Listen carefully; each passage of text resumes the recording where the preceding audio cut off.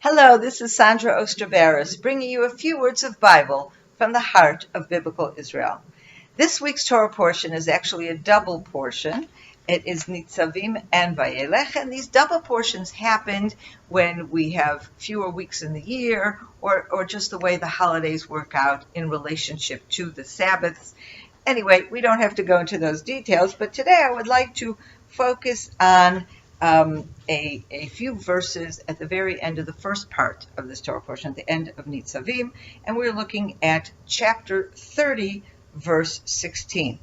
God says here, and we uses the word re'eh, behold, and we see this word actually used a few times. It's a unique word in a way, and it is used several times specifically in the book of Deuteronomy. So here we have this again, behold, I place before you today. Now, you may remember a few weeks ago we read a Torah portion that begins, behold, I place before you today a blessing and a curse. But here we have something else, although this is very much related to the relationship of blessing and curse. But here God says something else. Behold, I place before you today life and goodness, death and evil. Clearly, two different choices. Life is on the side of good, death is on the side of evil. And then God continues to say, if you fulfill my commandments, it's Moses who's saying it, to love the Lord your God, if you fulfill God's commandments, on the one hand, or if you stray away from God and worship other gods. And then God says he will therefore either bring a blessing or a curse, a blessing if they do good, a curse if they do bad. And at the end of verse 19, God says very clearly, but you shall choose life so that you will live, you and your children. To love the Lord your God, to listen to his voice, to attach yourselves to him, because he is your life and the length of your days to dwell on this land that the Lord your God promised to Abraham, Isaac, and Jacob to give to them. Okay? So of course, this idea of a blessing and a curse, reward and punishment, depending on how people behave, is a concept that we see throughout the Bible, certainly throughout Deuteronomy. It is also what is the foundation of this whole concept of covenant between God and the nation of Israel. But here I want to focus on this idea of choosing life. Many people try to understand God's ways, and it's not always easy. Whereas God put forth here in a very simple way the principles behind his behavior, in the sense that somebody does, if you do good things, you will be rewarded. If you do bad things, you will not be rewarded. And yet, so many times we see when evil people do evil, their evil produces terrible consequences, unfortunately, even to very good people.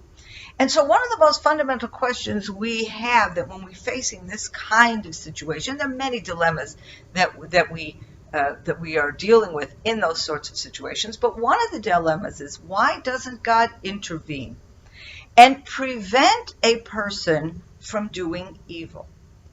And here in these verses, we have something that God, I believe, establishes as a fundamental for humanity. God created the human being with the ability to choose. God gave us the guidelines. And he told us, I recommend, God is saying, I recommend or even command, that this is what you should choose.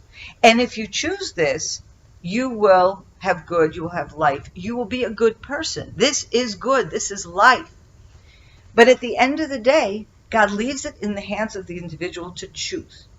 God says, choose life, and tells us how to choose that life.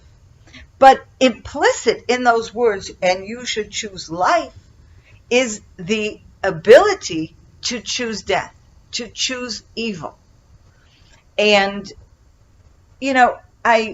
far be it for me to try to explain enormous dilemmas that philosophers and theologians over the years have tried to solve and have never been very successful. But I do believe that God wanted to create human beings. When he said he created a human being in his image, I think one of the most fundamental things that defines a human being is his ability to choose. We are defined separate from the animals in that we have intelligence, a level of intelligence that enables us to choose. An animal cannot choose. He has instincts. He is driven by his nature. He doesn't know how to have the level of intelligence that allows him to choose. Angels, on the other hand, have intelligence, but do not have the ability to choose because they are there and created as spiritual beings who only do God's plans. In other words, God gives them a job, and they have no choice. That's what they're created for. They do the job. Human beings are in between the angels and the animals. We have the intelligence of the angels, and we have the choice. We have the ability to make choice. And therefore, that also gives us the ability to do evil. And that is why the Bible is so important to us. Because in giving us the choice, God also gave us the handbook. And so if we read the Bible and study it and absorb its messages, this is the greatest gift of all that God has given us, to enable us to choose life. Have a wonderful weekend. Shabbat Shalom. I hope you enjoyed that video, and we'd like to be sure you're getting all of our video content. So just click on the subscribe button below as well as on the notification bell, and that way you will have easy access to all our material. We look forward to staying in touch with you. God bless you, and have a wonderful day.